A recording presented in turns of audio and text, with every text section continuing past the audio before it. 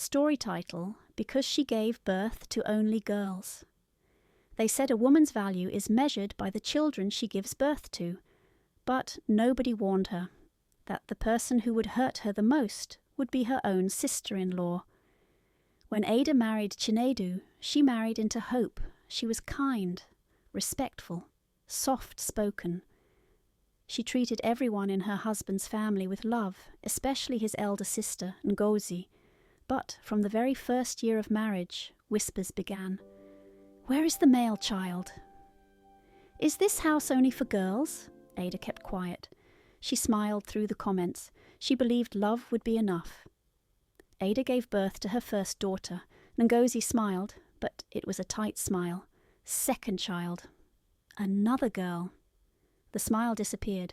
By the third daughter, Ngozi changed completely. She stopped greeting Ada properly. She corrected her harshly in front of visitors.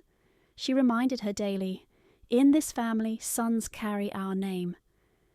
Ngozi became Ada's daily storm. She poisoned their mother's mind. She whispered lies into her brother's ears. "She's wasting your time. She will never give you a son. You deserve better." "If Ada cooked," Ngozi complained. "If Ada stayed quiet, she called her lazy. If Ada defended herself, she was labelled disrespectful." Ada cried in silence, because in her culture, a woman must endure. That night, Ada packed her bags, not because she hated her marriage, but because she was tired of begging for peace. She looked at her daughters and whispered, "You will never grow up believing you are a mistake." Years passed. Ada rebuilt her life. She raised her daughters with confidence, education, and love. One became a lawyer, another a doctor, the youngest a tech founder. Meanwhile, Ngozi watched from afar. The same girls she once mocked became the pride of the family. At a family event years later, someone asked Ngozi, "Where are your sons?" She said nothing.